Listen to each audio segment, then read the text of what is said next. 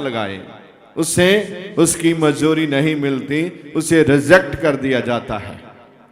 अगर आप परमेश्वर की आराधना करने के लिए बुलाए गए हैं, आप परमेश्वर की आराधना के लिए आए, अगर आप जोर नहीं लगाएंगे, आपकी प्रस्तिश जो परमेश्वर की महिमा करते हैं वो स्वीकार नहीं होगी। बाइबल कहती है जो काम करता है उसे पसीना आना चाहिए, और लिखा है मजदूरी जब कोई करने आए उसका पसीना सूखने से पहले उसका मजदूरी क्या करो, हेलो, उसका मजदूरी क्या करो। अगर आप परमेश्वर की महिमा करने आए हैं और आपको पसीना आ रहा है और आपका पसीना सूखने से पहले, वो आपकी बरकत आपके हाथ में देने वाला परमेश्वर है। हालेलुया। आज क्या हुआ, क्या हुआ? आज गर्मी है, गर्मी तो होगी, अभी तो स्टार्ट हुआ है। जितनी भी गर्मी हो जाए, आप बरकत के बिना, आप स्वच्छता के बिना, आप चंगाई के बिना जिंदा रह नहीं सकते। जिंदा रहने के लिए आपको सांस जरूरी है। बोलिए, जिंदा रहने के लिए। लेकिन अगर आत्मा की मैं बात करूं, जिंदा रहने के लिए परमेश्वर की आराधना, बोलिए, जिंदा रहने के लिए परमेश्वर की। अगर आप घर में रोज सफाई करते हैं, ठीक है, बहनें रोज घर में सफाई करते हैं, रोज डाइनिंग टेबल पर डस्ट, धूल कहां से आती है? रोज साफ करता है डाइनिंग टेबल, रोज धूल आता है, रोज साफ करता है, रोज धूल आता है। इसी प्रकार आपके जीवन में शैतान के वायरस रोज आते हैं। साफ नहीं करेगा वो बढ़ते जाएंगे, बढ़ते जाएंगे। उसको साफ कैसे करना है? प्रार्थना से। बोलिए, कैसे कैसे साफ करेंगे? खाली चर्च में आकर प्रार्थना करने से वो साफ नहीं होते, घर में भी जाकर क्या करना है, फिर वो क्या होते हैं? साफ होते हैं। क्या आप साफ करना चाहते हैं कि नहीं? अगर आप साफ करना चाहते हैं, घर जाके प्रार्थना नहीं करते, तो वो साफ नहीं होंगे। और आप धूल के साथ आप शैतान के वायरस को अपने जीवन में जमा करना मांगता है। अगर आप उसका वायरस रखेगा तो आपकी प्रार्थना स्वीकार नहीं होगी, आपके सपने पूरे नहीं होंगे।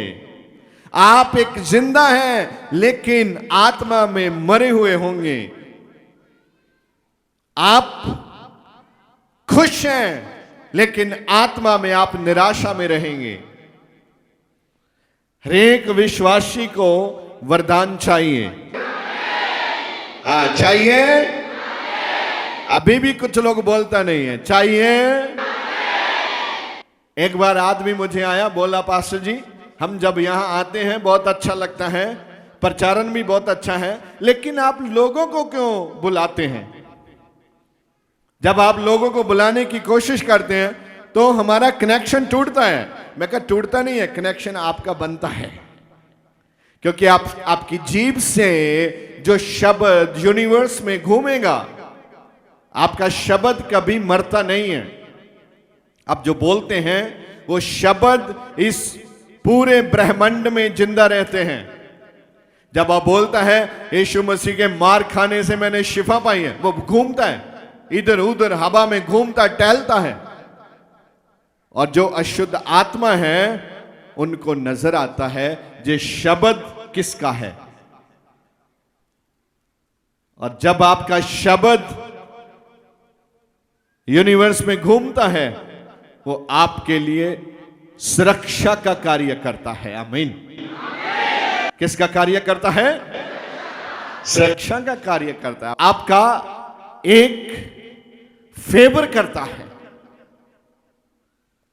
आपने शब्द बोलने यहां जितने आप आते हैं वो आपकी सुरक्षा में खड़े हो जाएंगे। अभी देखो इजराइल, अमेरिका, ईरान युद्ध हो रहा है और भी कई देश आसपास के हैं, वहां भी दुबई भी प्रभावित हुआ है, कई एयरपोर्ट बंद रहे, कई कल शाम खुले हैं। और बाइबल इसके विषय में क्या कहता है, कोई जानना चाहता है? Praise the Lord, hallelujah. पहली बात ध्यान रखिए, परमेश्वर कहता है जब भी ऐसी बातें होंगी मैं तुझे सुरक्षा में रखूंगा। आप यहां आए हैं ना, आप एक बड़े परमेश्वर के भविष्यता में जो लिखा है उस बुर्ज में आप भाग के आया है, जहां आप बचाए जाएंगे यीशु के नाम से। ये प्रार्थना में आना परमेश्वर के सुरक्षा के कब्ज के नीचे आना है। लेकिन बाइबल बोलता है आखिरी दिनों में बहुत लोगों की प्रीत क्या हो जाएगा? प्रीत ठंडा हो जाएगा। यह बहुत ही गंभीर मसला है। बाइबल का एक एक शब्द जो पवित्र आत्मा के द्वारा दिया गया है, कुछ ऐसे शब्द हैं अब इस देश में बोलने के लिए मना कर दिए गए हैं। सोशल मीडिया पे अभी लाइव जा रहा है, कुछ ऐसे कंडीशंस आ चुके हैं, प्रचारक बोल नहीं सकता। लेकिन बाइबल में लिखा है, तो इसलिए मैं बोलता हूं अपना बाइबल साथ में लेके आए। अभी देख लो मत्ती 24 उसका 6 क्या लिखा है? तुम लड़ाइयों और लड़ाइयों की चर्चा सुनोगे। वाह, चर्चा किसकी? लड़ाइयों की। आपका सोशल मीडिया, आपका टेलीविजन, आपके न्यूज सब भरा है, मिसाइल दागा है, 800 लोग घायल, 1000 बंदा घायल, 700 500 बच्चे मर रहे हैं, पब्लिक मर रही है, राजा मर रहा है, देश बेकाबू हो रहा है। लेकिन बाइबल क्या कहता है? पढ़िए। तुम लड़ाइयों और लड़ाइयों की चर्चा सुनोगे। तुम लड़ाइयों और लड़ाइयों की चर्चा सुनेंगे तो घबरा ना जाना। आए मेरा जीनू को सुंदर टीवी बंद कर दो, मैनू पानी पिला दो। बाइबल क्या कहता है? तो घबरा ना जाना। घबरा ना जाना। जो न्यूक्लियर बम है उसका जो गैस है वो जिधर जाए हवा, पानी, चमड़ी, आंखें, सब चीजों को प्रभावित करता जाता है। इतना जबरदस्त है। अगर आप छुप भी जाएं, आपका पानी पीने योग्य नहीं होगा। उसमें वो गैस, रासायनिक गैस है जो उसमें मिक्स हो जाएगी। अगर ऐसा कुछ हो तो स्टडी ये बताती है कि आप बेसमेंट में चले जाओ, आप नीचे लेट जाओ, आंख बंद कर लो, आपको कहीं भी बड़ा धमाका सुने, दिखाई दे, उसमें वाइट वाइट धुआं निकले, उसकी ओर देखो मत। आपको बहुत सेंसिटिव होना है। लेकिन ऐसा भी हो तो भी बाइबल कहती है आपने घबराना नहीं, क्योंकि बाइबल वादा करता है इन दिनों में मैं तुझे सुरक्षा में रखूंगा। हालेलुया। इन दिनों में मैं तुझे सुरक्षा का कब्ज अगर आपको चाहिए, आपने परमेश्वर के वचन को ध्यान से सुनना और मानना है। 24 में लिखना है आप लड़ाइयों की चर्चा सुनेंगे, घबरा मत जाना। आगे, क्योंकि इनका होना अवश्य है। वाह, ये कब प्रभु ने बोला? यीशु मसीह ने ये कब बोला? जब चेले यीशु के पास गए और पूछा गुरुजी हमें बताओ, ये जब आप दोबारा आने वाले हैं, वापस पृथ्वी पे आओगे, निशान क्या होंगे, चिन्ह क्या होंगे? जब दूल्हा आता है उसका चिन्ह होता है। जब दूल्हा आता है वो बाजा, बैंड बाजा आता है, उससे मालूम होता है दूल्हा आ रहा है। चिन्ह क्या है? जब आप आओगे तो यीशु ने जे बोला, सुनिए आगे, इनका होना अवश्य है परंतु उस समय अंत ना होगा। हाँ, बाइबल कहती है ये सब होगा, लेकिन इसको आप इस पृथ्वी का अंत ना समझना। हाँ, क्योंकि जाति जाति जाति जाति और राज्य पर राज्य चढ़ाई करेगा, राज्य पर राज्य चढ़ाई करेगा, चढ़ाई करेगा, और जगह जगह अकाल पड़ेंगे, हाँ, और भूकंप आएंगे। भूकंप आएंगे। अभी आपने पिछले साल देखा कितने बड़े भूकंप आए, जापान में कितने बड़े भूकंप आए, और हमारे भारत में भी नॉर्थ साइड में बहुत भूकंप आए। अभी भी बाइबल बोलता है ये होते जाएंगे, भूकंप आएंगे। कितने लोग जो अभी पैदा ही हुए हैं, जो जंग है, जिन्होंने अभी जीवन स्टार्ट करना है, वो मर रहे हैं। क्यों मर रहे हैं? क्योंकि वो परमेश्वर के सुरक्षा के कब्ज के नीचे नहीं है। और बाइबल क्या कहता है, पढ़िए। भूकंप होंगे, हाँ, ये सब बातें पीड़ाओं का आरंभ होंगी। हाँ, पीड़ाओं का आरंभ। बाइबल कहती है आने वाले दिन अच्छे नहीं होंगे। ये आत्मिक रीति से समझना है आपने इसको। तो आप सोचते होंगे हम तो यहां प्रार्थना करने आए हैं कि हमारे आगे वाले दिन अच्छे हो जाएं। इसमें दोनों बात है, आपने समझना है, दोनों पॉइंट। बाइबल कहता है आने वाले दिन अच्छे नहीं होंगे, लेकिन मैं तुझे सुरक्षा के कब्ज में रखूंगा। आप बाइबल में देखें, इसमें हाथ रखना। आप जबूर में जाए, जबूर 33 उसका 18। देखो देखो यहोवा की दृष्टि, यहोवा की दृष्टि मतलब यहोवा का देखना, यहोवा की नजर उसके ड्रवेयों पर, उसके भय मानने वाले लोगों के ऊपर, और उन पर जो उसकी करुणा की आशा रखते हैं। उन पर जो उनकी करुणा की आशा, करुणा दया।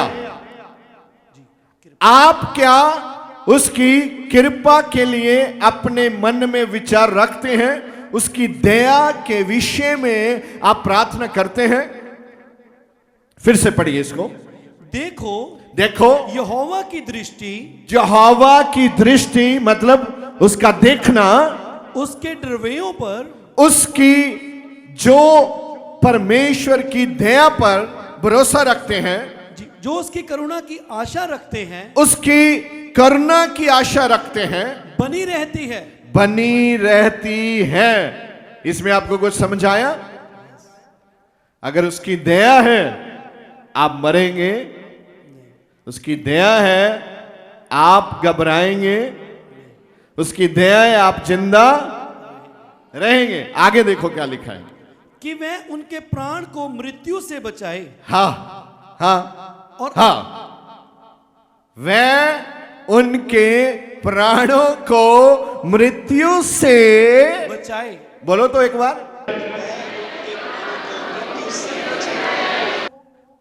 किन को बचाता है? बाइबल कहता है जो उसकी करुणा पर भरोसा रखते हैं, जो परमेश्वर के साथ प्रीत में रहते हैं। अगर आप परमेश्वर के साथ वफादारी से चलेंगे और विश्वास करेंगे कि परमेश्वर आपसे प्रेम करता है और उसकी दया आपके ऊपर है, तो आप जिंदा रहेंगे। दोबारा रिपीट करें इसे। देखो यहोवा की दृष्टि, हाँ हाँ, उसके ड्रवेयों पर, हाँ हाँ, और उन पर जो उसकी करुणा की आशा रखते हैं। बोलता क्या है? यहोवा की दृष्टि मतलब क्या है? हमको उसने आंख दिया है, परमेश्वर के पास भी आंख है। हम देखता है, जितनी दूर तक देखता है आपको मालूम है, क्या क्या देख सकता है आपको मालूम है एक ही टाइम पर। परमेश्वर के साथ, परमेश्वर के पास एक बड़ा आंख है। उसने आपको इतनी आंख दी है ना, इतनी है ना। अगर परमेश्वर आपको इतनी आंख से इतना कुछ दिखा सकता है, तो अगर उसकी परमेश्वर की आंख कितनी होगी? कितनी बड़ी आंख है जिसने हमको छोटी छोटी आंख दी है। अगर उसकी आंख इतनी बड़ी है, आप वहां छुप सकता नहीं है। उसकी आंख देखती है। बोलो, उसकी आंख मुझे देखती है। कितना टाइम? 24 घंटे। कितना टाइम? 24 घंटे उसकी आंख तुझे देखती है। यहोवा की दृष्टि आगे उसके डरवैयों पर। हाँ, ये कौन है? जो परमेश्वर से डरने वाले हैं। जो परमेश्वर से डरता है वो किसी से नहीं डरता, और जो परमेश्वर से नहीं डरता वो सबसे डरता है। ध्यान रखना, अगर आप परमेश्वर से डरते हैं तो आप किसी से नहीं डरेंगे। एक ही है जिससे डरना चाहिए। आगे, और उन पर जो उसकी करुणा की आशा रखते हैं। उनकी दया की आशा, विश्वास रखते हैं कि परमेश्वर की दया हम पर है। कौन कौन विश्वास रखता है प्रभु की दया हम पर है? पूरे जोर से चलाकर ब्रह्मांड में बोलने, परमेश्वर की दया मुझ पे है। 7 बार, 7 बार। 3 4 5 6 7। आमीन। अब क्या किया आज आपने? 7 बार बोला उस वचन को जो आपकी रक्षा करता है। तो इसका इफेक्ट देखेंगे आप आने वाले दिनों में। ये आपने शब्द को एक्टिवेट कर दिया है। ये वचन को एक्टिवेट क्यों बोलते हैं? घर जाके बाइबल पढ़ो। जब आप बाइबल पढ़ते हैं आपकी जीभ से जाने अनजाने में वचन एक्टिवेट होते हैं। कितने लोगों के पास गोल्डन प्रेयर बुक है? जिनके पास नहीं है वो ले लो, अच्छे रहेंगे आप। उसमें जो शब्द लिखे हैं जब आप उनको एक्टिवेट करेंगे आप उनके फल खाएंगे प्रभु के नाम से। उसका कोई मकसद है।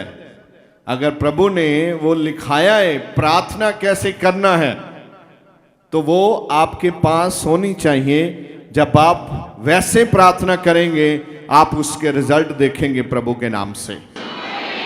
मैंने कुछ लोगों को पूछा है बुलाकर, प्रार्थना करते हैं? हाँ हाँ पास्टर साहब करते हैं। क्या प्रार्थना करते हैं? फिर वो मुझे कहते हैं वही। मैंने बोला वही कौन सी, करके दिखाओ। फिर वो बोलते हैं धन्यवाद धन्यवाद धन्यवाद, थैंक यू धन्यवाद, यीशु यीशु यीशु यीशु। मैं कहा इसके बिना।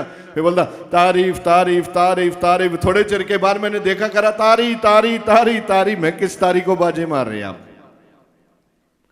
आप जब प्रार्थना करते हैं उसका सेंस क्या है? ये तोतले बच्चों वाली प्रार्थना है। आप प्रार्थना करेंगे प्रभु स्वर्ग से आपकी धधकती आग आए और शैतान के बंधन जले। ऐसी प्रार्थना करनी है। वही मुझे याद आ गया, एक बार कुछ पास्टर लोग पंजाब में परमेश्वर की मनादी के लिए जा रहे थे। तो एक बार वो अपने रिश्तेदारों को ले गए। तो जब वापिस आ रहे थे तो उनके घर के आगे उन्होंने गाड़ी रोकी उनको ड्रॉप करने के लिए, छोड़ने के लिए। वो बहुत मजे की बात है, आपको बहुत समझ आएगी। तो जब वो गाड़ी से निकले और बोले एक मिनट मास्टर जी, वो उसका पास्टर जो मास्टर लगता था बेटी का, तो उसने बोला हाँ पुत्र। उसने बोला सब कुछ ठीक है, आपका सत्संग बहुत ही अच्छा था। उन्होंने बोला ठीक है।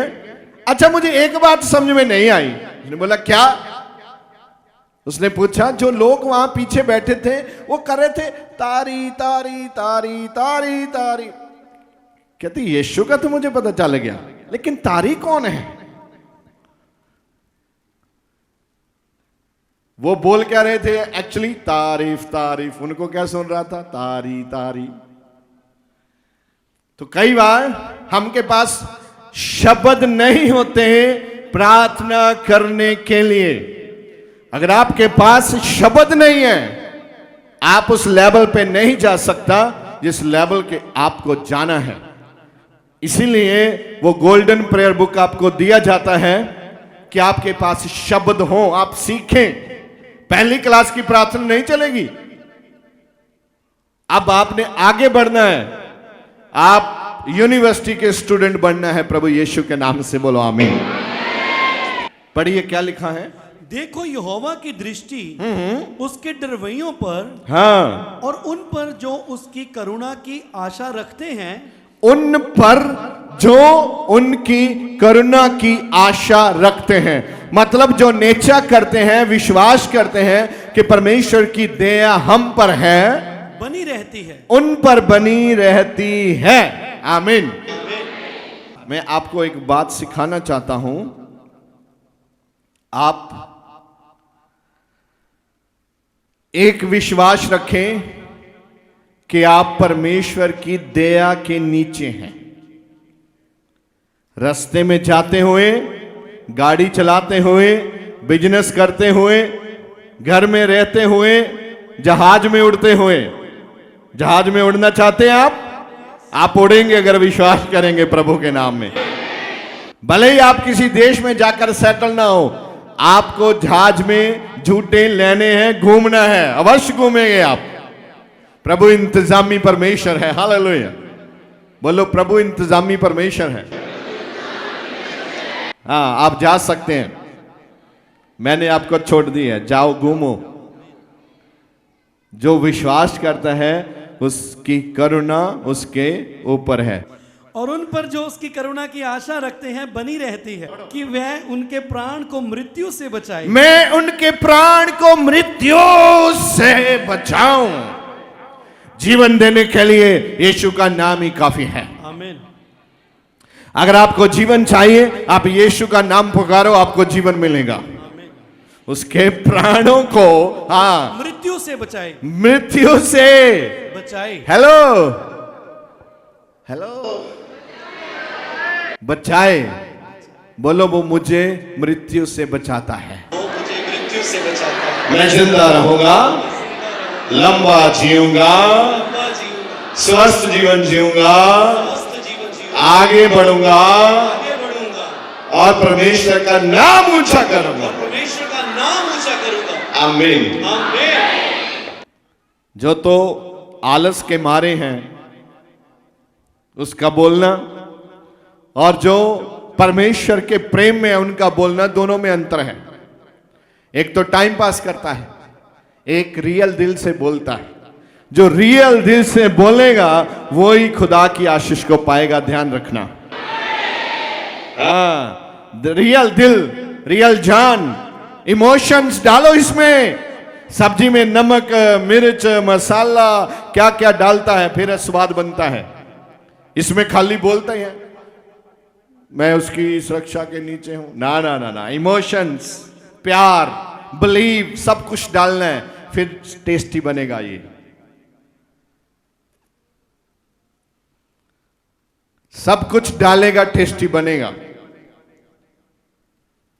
आगे, और अकाल के समय, हाँ, अकाल, अभी देखो युद्ध हो रहे हैं ना, इसमें क्या होता है, इसमें पैदावार जो होती है, जो खाने के अन्न जो होता है, उसमें प्रॉब्लम आती है। युद्ध के समय में पानी की किल्लत आती है, डीजल, ऑयल, गैसेस, ये सब कम हो जाता है, महंगा हो जाता है। जहां हम 1 रुपया देकर लेते हैं, वहां 2 रुपए देके भाव बढ़ जाते हैं। ये काल को बढ़ावा देता है युद्ध। युद्ध अच्छा नहीं है। वो युद्ध पति पत्नी का हो, वो युद्ध मां बाप का हो, वो युद्ध घर का हो, रिश्तेदारों का हो, ये सब बहुत ही आपको प्रॉब्लम में डालता है। युद्ध नहीं होना चाहिए घर में। अगर युद्ध है, अभी बैठो, सॉर्ट आउट करो। अगर आप युद्ध में जिंदा है तो आपका सारा एनर्जी युद्ध में लगेगा। हम ये करेंगे, उसने ये किया है, उसने ये किया है, हम वो करेंगे, उसने वो किया, हम ये करेंगे। आप तो शतरंज में बिजी है उसके साथ। उसने डोर बंद किया, हम ताला लगाएंगे, समझे? उसने दूध नहीं दिया, हम पानी नहीं देंगे। क्या क्या? युद्ध अच्छा नहीं है। बोलो, युद्ध अच्छा नहीं है। युद्ध अच्छा नहीं है। लेकिन हम युद्ध करेंगे, हम युद्ध करेंगे आत्मिक जीवन में। आत्मिक जीवन में। हालेलुया। हालेलुया। आप युद्ध करेंगे। आमीन। यो युद्ध नहीं करेगा वो जीतेगा नहीं। आपके जीवन में आपको युद्ध करना पड़ेगा। मैंने सुना एक स्टोरी, एक बहुत ही अमीर खिलाड़ी, वो जा रहा था और किसी नौजवान भाग के पीछे गया और बोला, भाई साहब मैं आपका बहुत फैन हूं। उसने बोला ठीक है। उसने बोला मुझे ना लैपटॉप चाहिए। उसने बोला लैपटॉप चाहिए? उसने बोला हाँ। उसने बोला ठीक है, कल इतने बजे आ जाओ, हम बात करेंगे। तो बहुत ही अमीर था वो, एक लैपटॉप तो ऐसे ही पता नहीं कितने दे सकता है। हुआ क्या, वो लेके गया। अमीर होने से पहले, संघर्ष करने से पहले, वो जिस झोंपड़ी में रहता था उस लड़के को वहां लेके गया और क्या बोला?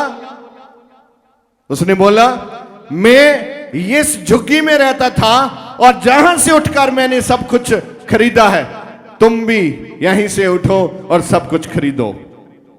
मतलब मेहनत करो बच्चा, संघर्ष करो, लड़ो, युद्ध करो, टारगेट सेट करो, गोल सेट करो, प्रार्थना करो, फास्टिंग करो।